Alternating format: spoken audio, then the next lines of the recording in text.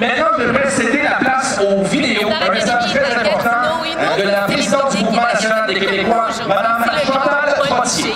Et comme c'est la Saint-Jean-Baptiste, eh bien, on en profite pour célébrer un peu avec lui, prendre de ses fiers de s'associer au spectacle de la fête nationale. Cette année, Gatineau, comme nous aujourd'hui, qu'est-ce qui se passe pour toi? Ben, il se passe des entrevues, test de son aussi assez tôt parce qu'il y a pas mal de monde sur le spectacle de ce soir. Et puis, on fait la Saint-Jean, quoi. C'est la fête nationale à Gatineau. Fête nationale, tu as été nommé patriote en 1994 par la Société de la Saint-Jean-Baptiste. Tu affiches tes couleurs politiques, on ne se le cachera pas. C'est important pour toi de représenter le Québec comme ça?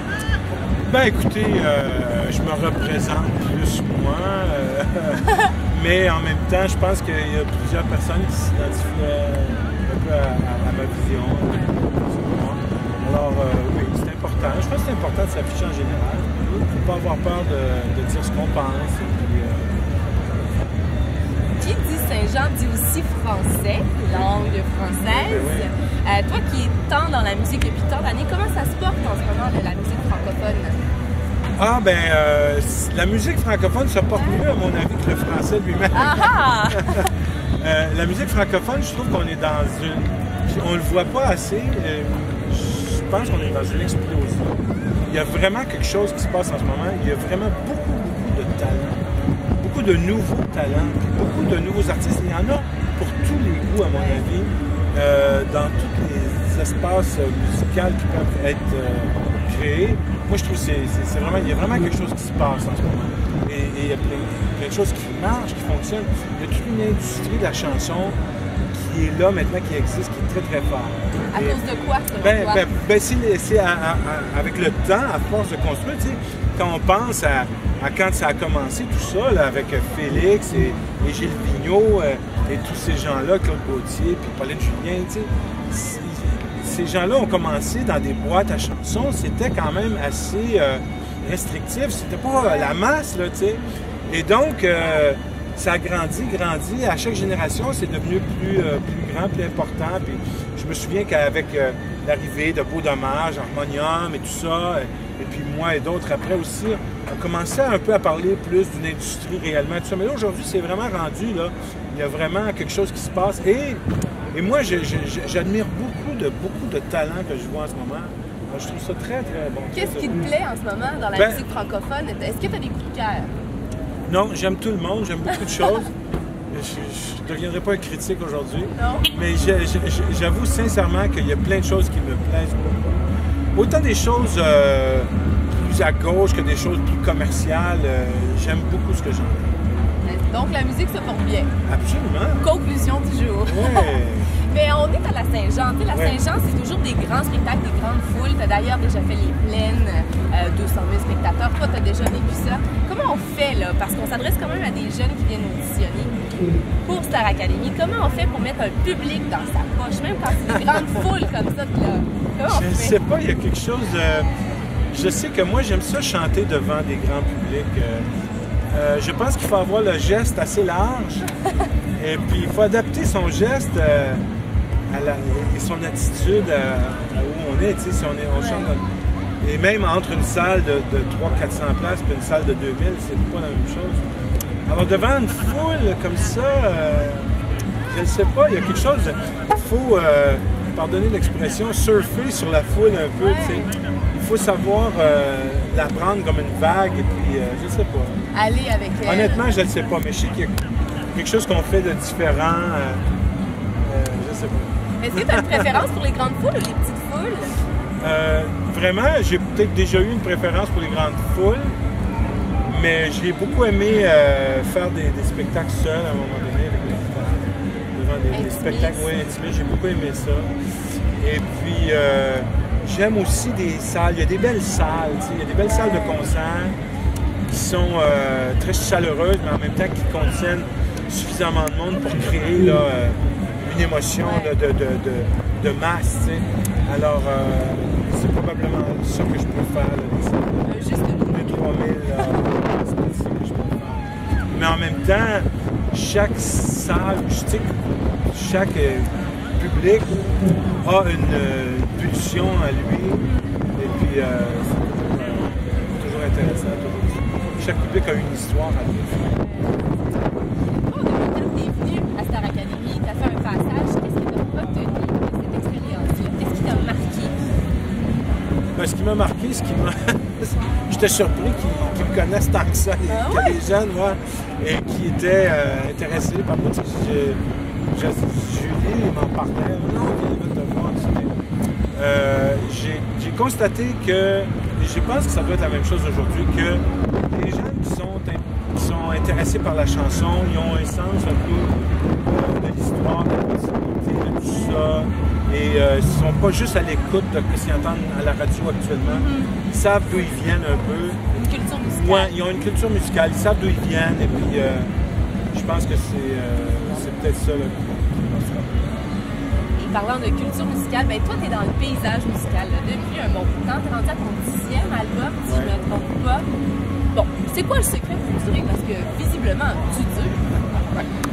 Ben, je pense pas qu'il y ait de secret en tant que tel.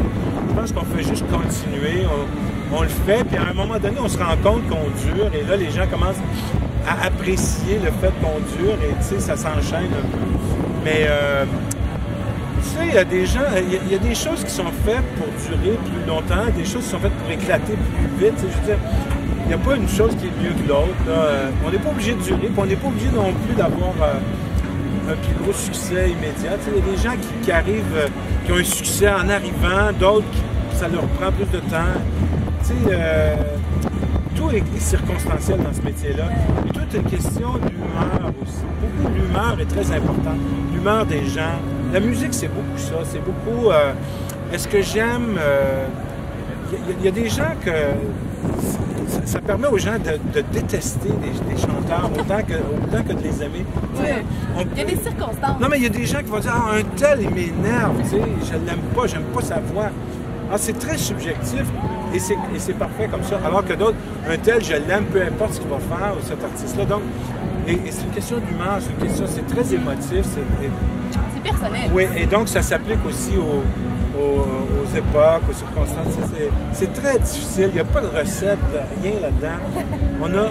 La seule recette que je pourrais dire, c'est de trouver sa voie, de trouver sa place, de faire sa place.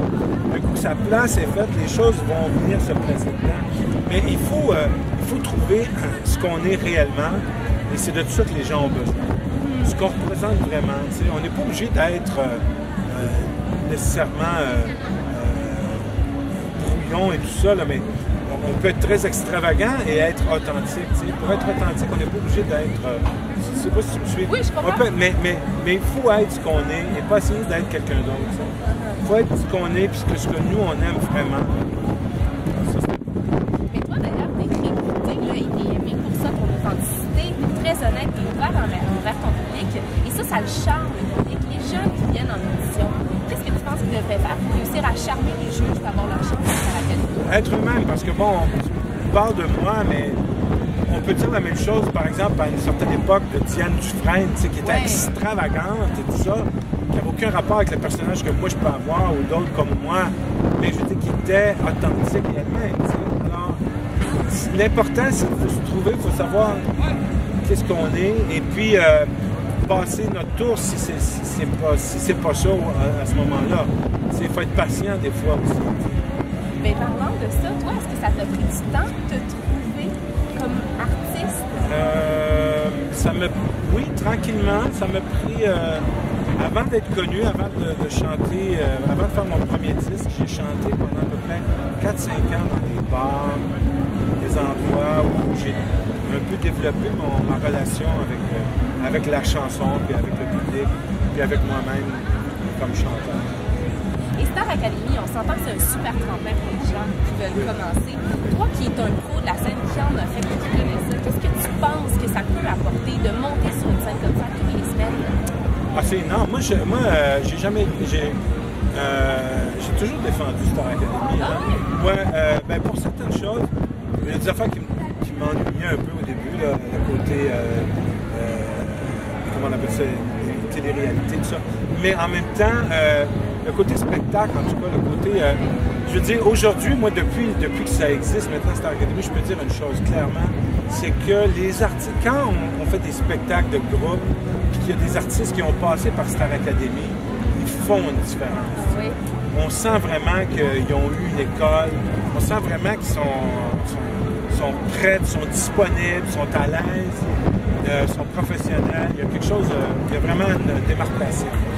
Et ça, c'est incontestable, définitivement. Il y a quelque chose que je voulais parler avec toi. En faisant ma recherche, j'ai découvert qu'il y avait un album qui était sorti en 2004, Paluche 3.14. C'est un remix électro des chansons, des grandes chansons. Est-ce que tu crois que s'adapter au nouveau courant, c'est une façon de durer aussi? Pourquoi ce projet-là? Cet événement, moi, ce projet-là, en fait, j'ai rien fait dedans. J'ai juste accepté qu'il le fasse. J'ai eu beaucoup de critiques. Il y a des gens qui m'ont critiqué d'avoir fait ça vraiment d'une façon religieuse, intense. J'aurais jamais dû faire ça. Puis un peu comme si c'était moi qui l'avais fait, le projet. Mais la seule chose que j'ai fait, c'est que j'ai accepté que ça se fasse. J'ai peut-être eu le malheur d'aimer le résultat. Moi, j'ai aimé le résultat. Ouais. J'ai été épaté par ça. C'est sûr que c'est complètement ailleurs. Mais en même temps, tu sais, il y avait plein de DJ que c'est eux qui voulaient le faire. Et puis, ils l'ont fait, tu sais. Donc, il y a des gens comme DJ Champion, justement, qui ont participé à ça. Puis, des gens, bon, c'était pour moi une belle expérience musicale. C'est une ouverture aussi à vraiment à tout ce qui est nouveau. Puis, moi, j'avais, en tout cas, maintenant, je pense que ça a eu aucun impact en ce qui concerne la durée. Là. Non, okay. Au contraire, ça m'a peut-être nuit un peu. Il y a des gens qui se sont mis à dire, ça y est, piché. Comme s'ils pensaient que c'était moi qui faisais ça, ou c'était comme un virage que j'essayais de prendre. Mais moi, je trouve qu'il y a des choses, il y a des perles dans ce disque-là. Il y a des perles, et puis il faut avoir l'ouverture, il ne faut pas avoir peur. Les versions originales continuent d'exister, là, c'est pas grave. Et puis il y a des morceaux, il y a des pièces dramatiques, d'autres très humoristiques. Il y a des choses qui sont vraiment juste cool, tu sais. Alors, moi, j'ai beaucoup aimé ça. J'ai beaucoup apprécié le résultat de ça. Est-ce que tu aurais un candidat, avant qu'on se laisse aller, en fait, avant que tu partes faire ton spectacle à Saint-Jean, aurais-tu un conseil à donner aux gens qui s'essayent pour Star Academy, qui veulent percer dans la chanson? Ben, c'est de chanter le plus possible, c'est devant le plus de... Tu sais, si un micro ouvert à quelque part, tu chantes. Il faut chanter devant le plus possible, devant le plus de monde possible. Chanter pour soi-même aussi, évidemment, mais chanter devant ses amis. Puis là, pas trop ça. Les amis ne comprennent pas nécessairement. Mais aller se retrouver devant des petits publics, toute occasion, chanter le plus possible, c'est vraiment le conseil. Merci. Et où est-ce qu'on te trouve cet été, Paul? Ah, ben là, cet été, j'ai eu une grosse année. J'ai eu un gros mois de juin. Ouais. Et ça se termine ce soir. Oh. Alors, mon été se termine en termes de spectacle ce soir. Alors, je vais prendre des vacances. Eh bien, bonnes vacances et bonne Saint-Jean. Merci.